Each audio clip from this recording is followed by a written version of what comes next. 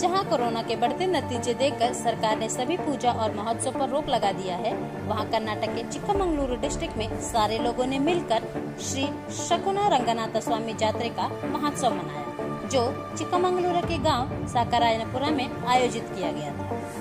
हजारों से ज्यादा लोगों ने उस महोत्सव में भाग भी लिया और सारे मौजूदा लोगों ने किसी की बात तक नहीं मानी और कोरोना नियमों की धज्जियां भी उड़ाई गई। न ही वहां के मौजूदा जिला आयुक्त के.एन. रमेश, जो इस मामले पर पहले से ही प्रतिबंध लगा चुके थे, क्योंकि अगर यह महोत्सव हुआ तो कोरोना महामारी की संख्या काफी ज्यादा तक बढ़ सकती है, लेकिन किसी ने भी उनके गण का मान न रखा और पूरे भीड़भाड़ से यह महोत्सव मनाया गया।